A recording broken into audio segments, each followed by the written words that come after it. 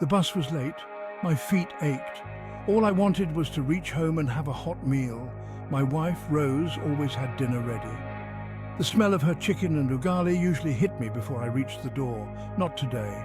Today the house was filled with a different kind of emptiness. "Rose, you hear?" My voice echoed in the quiet. She came out of the kitchen, face drawn. "The gas cylinder. It's gone." "Gone? How could it be gone?" I felt a knot of worry tighten in my stomach. We relied on that cylinder. We needed it for everything. This wasn't just an inconvenience, it felt like a betrayal. The next morning, the missing cylinder was the talk of our building. Mrs. Gupta, our ever-vigilant neighbour, claimed to have seen a young man leaving with a cylinder around midnight. "He looked suspicious," she declared, her voice dripping with insinuation. My mind raced. Who would do this? Was it someone from the building? Someone we knew? Anger, hot and sharp, bubbled inside me. This wasn't just a cylinder. It was our security, our peace of mind that had been stolen. Rose tried to calm me down. "Let's not jump to conclusions," she said, her hand resting on my arm. But the doubt had been sown. The whispers had begun. We decided to check the building's security footage. Hours of grainy footage later we saw it. A figure shrouded in darkness, carrying a cylinder out of the building. It was difficult to make out the face, but the build, the walk, it looked familiar. My heart sank. No, it couldn't be. But as we reviewed the footage again, this time with the building supervisor, the truth became undeniable. It was my older cousin John. Shame washed over me, heavy and cold. Why would he do this? Section 4. Facing the truth, facing family.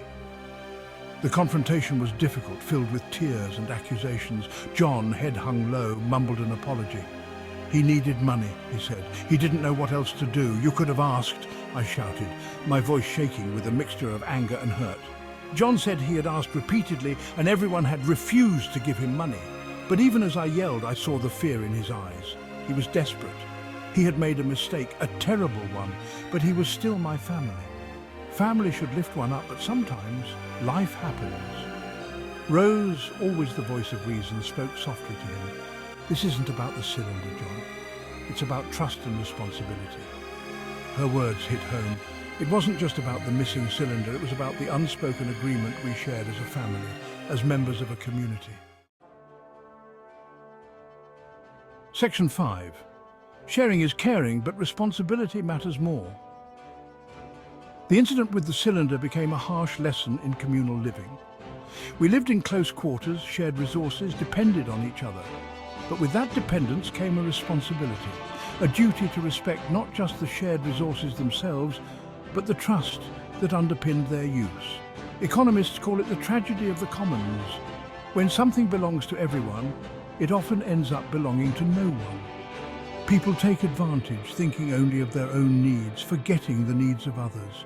But a community isn't built on individual greed. It's built on shared responsibility, on understanding that our actions have consequences, not just for ourselves, but for everyone around us. Section 6. A promise made, a lesson learned. John, to his credit, understood. He took up extra shifts to repay us for the cylinder. More importantly, he apologized to the entire building, acknowledging his mistake and promising to do better. The missing cylinder was eventually replaced. But the experience left an indelible mark.